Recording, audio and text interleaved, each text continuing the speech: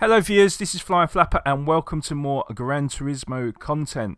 Now I do apologise that I haven't released any content of late. I have been very busy with work, so this video or race was actually over a week old now, but definitely worth watching because we was in the FIA Nations Cup, the one make race in the Tomasso Panteras, which is an N300 car and manufactured in 1971. So not the best handling car in the world and not the fastest either, but definitely was a lot of fun to drive still. And we was performing around the Maggiore East variation, which was 13 laps with fuel and tyre wear turned on. And what I will say about this race is that we had some good driving, we had some bad drivers there, we had some very angry and aggressive drivers that proved to be an absolute menace in the race. And then also we had the questionable penalty system with some very debatable decision making involved. So I hope you do enjoy, guys, and as always, let's get straight into this. So welcome viewers and to the FIA GT Nations Cup Test Season 19 Round 2. Now, two drivers you really do need to look out for that head the Saltiest and Angry Drivers Association is the guy on pole, Max Bailey. There's myself in 5th. I'm not part of that group, but maybe I should be heading the victim support group. And in 13th position, the Dart One. So them two drivers, Max Bailey and the Dart One, they're the two drivers you really need to look out for because they were super aggressive and, well, you can kind of tell how my race really went. So as we get underway, we do actually get a good start. Got quite a gap between myself and 6th position. And as we enter into the first turn, the guys in front do go in a bit tentatively, and the Italian gets on the brakes and gives me absolute no warning whatsoever. And we slightly tap him, but the game gives me a 2-second penalty. I mean, Jesus Christ, you know, we barely touched him, but the game seeing me as a dirty driver. Now, we tried to actually serve a penalty there. The game didn't really recognise it. As we look at the replay of the start of the race, we see that we get a good start, and as we approach the first turn, you'll see the Italian gets on the brakes without warning, and like I say, a little tap, but I mean, you know, he didn't lose out from that move. I didn't gain an advantage, but the game still seemed fit that I deserve a 2-second penalty there. So we serve our penalty, and we now find ourselves in 10th position, which is, like I say, really harsh. So as we go through to the corkscrew, we take that nicely, we hit the apex, and we do look to try and chase down the pack in front. But meanwhile, we have got Selly just behind us, so we've got to be quite wary of him. As we go through the S's, we get a good line out of there. The French guy goes wide, so that does enable us to start closing the gap on him as we run up the hill and to the final corner of the lap.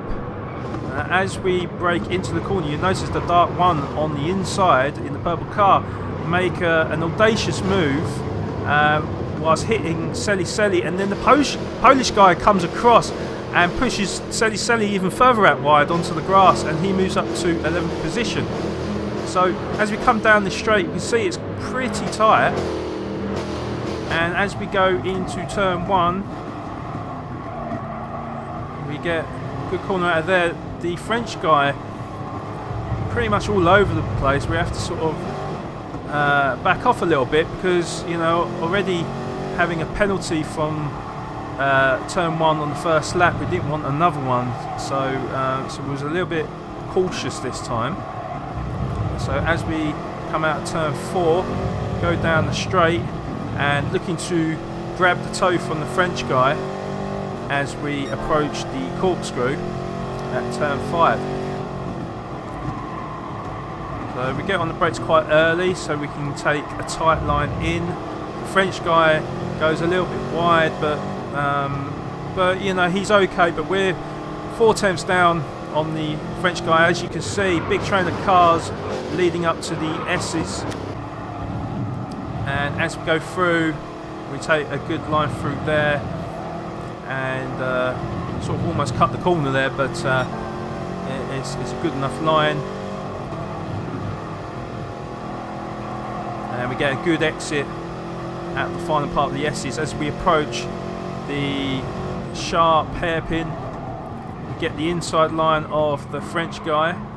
He runs out wide, but he's able to get on the power a little bit before I did, so we end up having to tuck in behind him, but we were only a tenth behind, and using his slipstream and looking to really make a move on him in the next sort of corner or two.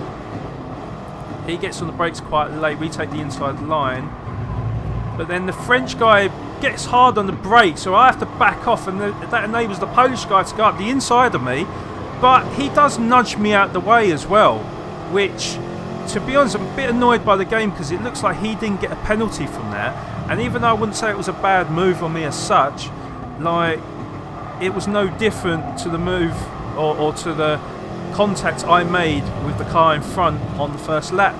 So why is it I get a 2-second penalty and he doesn't? It's just no consistency in this game whatsoever. But as we go through to the corkscrew, you see the French guy and the Polish guy together. The Polish guy is like almost like cheating there, almost trying to run off the French guy, so he has to back off as we approach the S's, and we do close the gap on the blue car, the French guy. So going through the S's, like I say, we're pretty tight to his tail, and as we come out of the exit of the S's, my vision is slightly blurred there because I can't see the apex, so we end up turning in late and running out wide, and Selly then goes past me into 11th position. And then as we come up to that sharp corner, you see the dark one there make another audacious move on the inside, or in other words, a dive bomb, but of course he goes deep into the corner, so we undercut him, and obviously we did anticipate the move as well, and we reclaim 12th position. So on to lap 4, going into the first turn and trying to hug the inside as we see Max Bailey go sideways out of turn 2. Now we do ride on board with him because you need to focus on him now. He's the one that did start on pole. There's contact between him and Berg. Max Bailey goes out wide and really struggles to gain control of the car, and then as we try and get through, he goes straight into the side of me, and I end up hitting the French guy, and then the game unbelievably gives me a 3-second penalty. Absolutely unbelievable. I mean, what the hell can I do there? You know, I have literally nowhere to go, and it was one of them sort of close your eyes moments because I couldn't swerve over to the right because I had the French guy on me, and you know, what does the game expect me to do? Like, slam on the brakes, like, you know, and lose more positions? It's just unbelievable. Especially when Max Bailey didn't even get a penalty for it, and he was the culprit. So, as we're on the inside line, we go to serve our penalty. So, let's have a look at the replay of Max Bailey from his view. So like I say, he was on pole position, so he clearly made some sort of mistake or got some sort of hefty penalty for him to drop all the way down to 8th position. So as he goes through turn 3 and then goes into turn 4, Berg does swivel him round slightly, and Max Bailey does well to keep control of the car, but then doesn't look behind him and slams into the side of me. But just can't believe the game punishing me when I've literally done nothing wrong. So we serve our penalty, and now we find ourselves down in 14th position. absolute unbelievable. Now, as we go through the last corner, Berg goes out wide. We take the tight line in, so we reclaim 13th position. But what absolute disaster for myself. No fault of my own.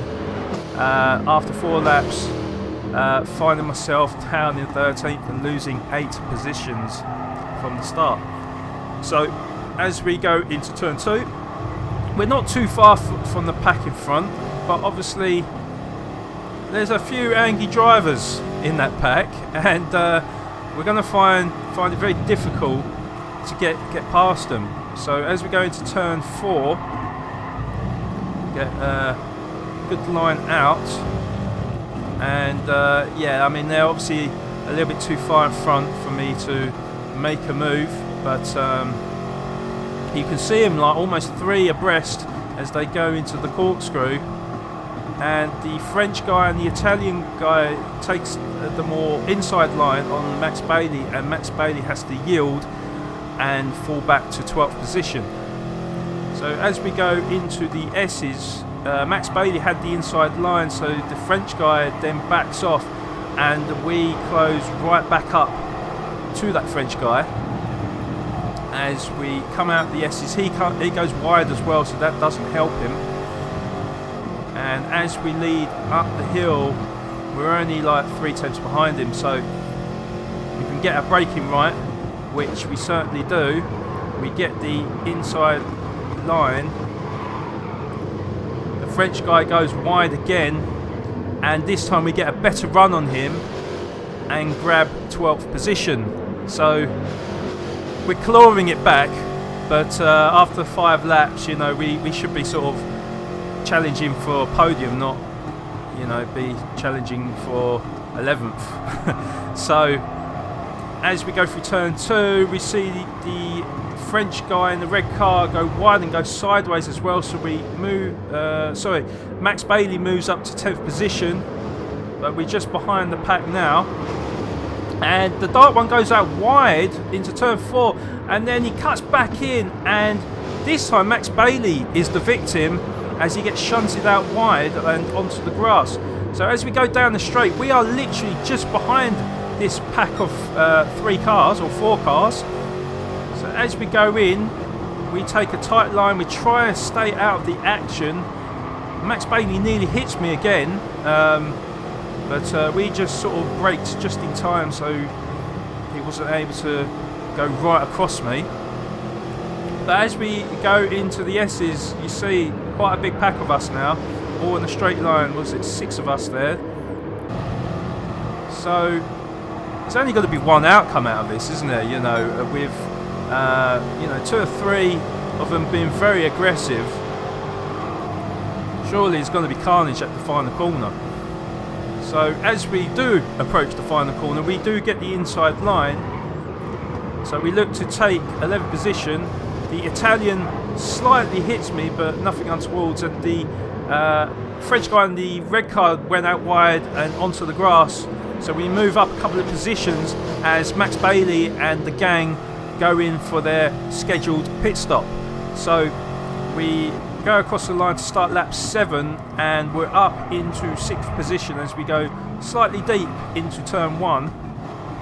And then going into turn 2, then we actually do get a nice inside line as we tried to close on in on the dark one as we go into turn 4. So still reasonably close with the pack. But Selly, I think he started in something like 12th, you know, finds himself in 3rd position now, which is, you know, awesome for him. Kind of where I should be, but yeah, we've had problems obviously. But yeah, you can see we have closed the gap on the dark one as we go up the S's. The tyre grip levels are starting to go down now as well. As you can see, there's sort of a quarter of the way through, but that really does make a difference on sports soft tyres. So a lot of people are starting to pit now, as we're sort of like halfway through the race at the moment. So we break into the tight hairpin, the last turn of the lap, and we close right in on the dark one, looking to pass him. As we do pass him, he does rush in to take his scheduled pit stop. Now we run the video a little bit further on to the end of lap 8, and we decide to pit ourselves as we're struggling with the tyres. So we go in 5th position.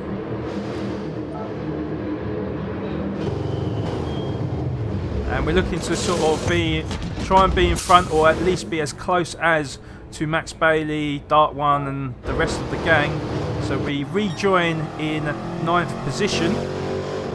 And yeah, Max Bailey and Selly just in front, but more importantly we are in front of the pack behind, which is a relief to me, because I really don't want to get stuck with them drivers. So we look to really home in on Max Bailey and Selly in 7th and 8th respectively as we run down the long straight. So we can see Selly and Max Bailey side by side as they approach the corkscrew. Selly though gets the inside line. It looks like Max Bailey's got a penalty because he is backing right off. So we grab the inside line, looking to pass him and move up into 8th position, which we do. And then as we go into the S's, Max Bailey makes a bit of a move on me, to be honest. Like, it was never going to stick though. So he does decide to back out. But yeah, we get a good line out of the S's. But Max Bailey only, 3/10 behind me. So we've got to be wary of him. And as we come up to the last corner, get on the brakes early, we turn in. We don't turn in as much as I would like. But then Max Bailey dive bombs me, and then he hits me, but I get a penalty. Now, he got a penalty too, but in what way was that my fault? You know, absolutely craziness. I just feel like the game's trying to troll me as we try to slam on the brakes early before the corner to wave away that penalty. But again, the game not recognising that I'm doing that, I only lose like 16/1000th of a second of a penalty. But as we go into the last corner anyway, just to see what contact was made, you can see that it's clearly not my fault. I've already turned in. I'm actually going further out, and it's Max Bailey that's hitting me. But yet the game deems that, you know, we're both at fault there, which is absolutely ridiculous. So as we go into the corkscrew, Max Bailey is back in front of me in 8th position. He gets a very wide line out, but is able to get on the power as we go up the hill. But we have closed that gap right down as we go into the S's. Now I back off quite a bit there because you know, so I can get a better line in to the S's. And then as we come out of the S's, Max Bailey looking like he's struggling to control the car a bit. But we're not too far behind, but worryingly, so is the Dart 1. And he, you know what he likes to do on this corner?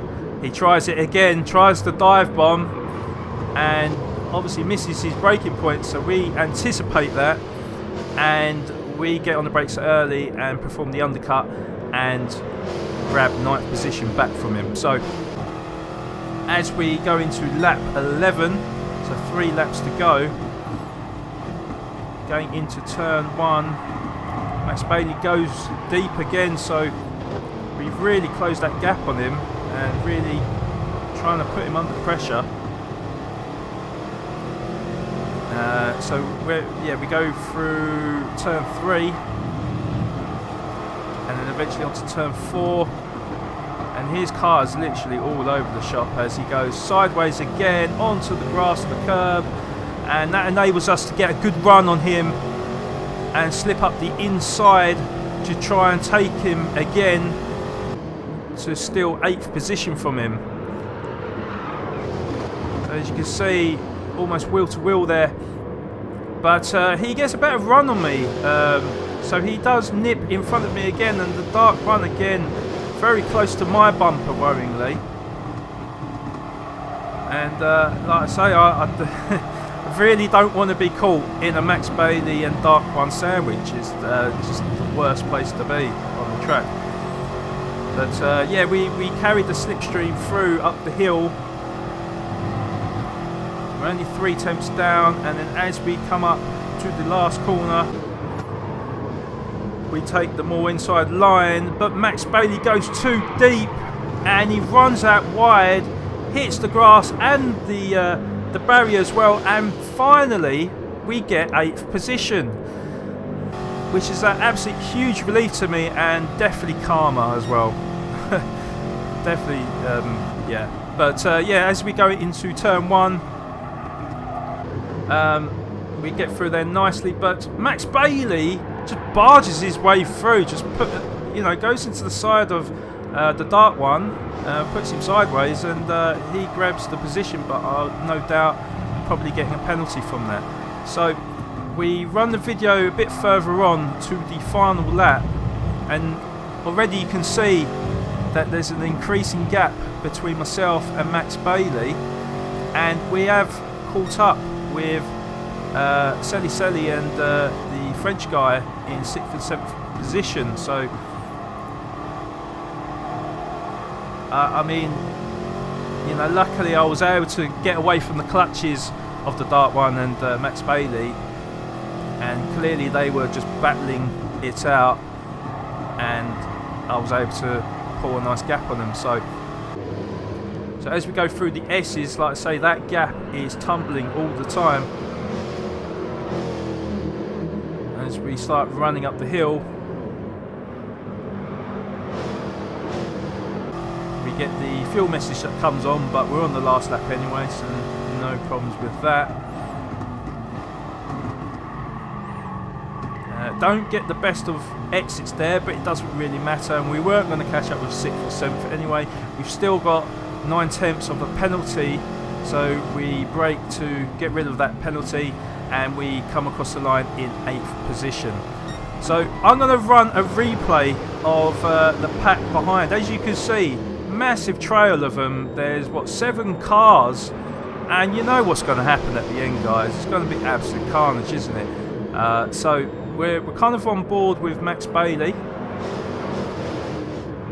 The Dark One heads this pack, and as we go into the last corner, the French guy misses his braking points, and as you could hear, he slams right into the barrier. The Dark One, I think, gets a penalty there, so he slows down, and then look at the carnage behind me. Cars all over the track. Who is going to come out on top? It's in fact the French guy who ran into the barrier that grabs 9th position. So let's just have a look from Ashed's viewpoint, where he was actually in 14th position at this point. And as we run up the hill and go around the sharp hairpin, we see the French guy missing his braking points and going straight into the barrier. Collision between Ducati and Max Bailey. Dark One obviously takes his penalty, and then the 2 cars in front of this car now slam on their brakes. Obviously they had a penalty. He has to go around the outside and hits the barrier, and then he ends up claiming 10th position. So through all that, Fifal, the guy hit the barrier in 9th, Ashed, who was just on board with, in 10th, and some other driver in 11th, and Max Bailey and Dark One are 12th and 13th respectively. But really just summed up the race with that last incident. Really just a real mess of a race, and it was quite depressing for myself, where I was really looking to do better than 8th, but it is what it is, unfortunately. But anyway, guys, thank you for watching. I hope you have enjoyed. Please do leave the thumbs up if you liked. If you're new to the channel, please do subscribe for more content. Share with your friends, and I'll see you next time.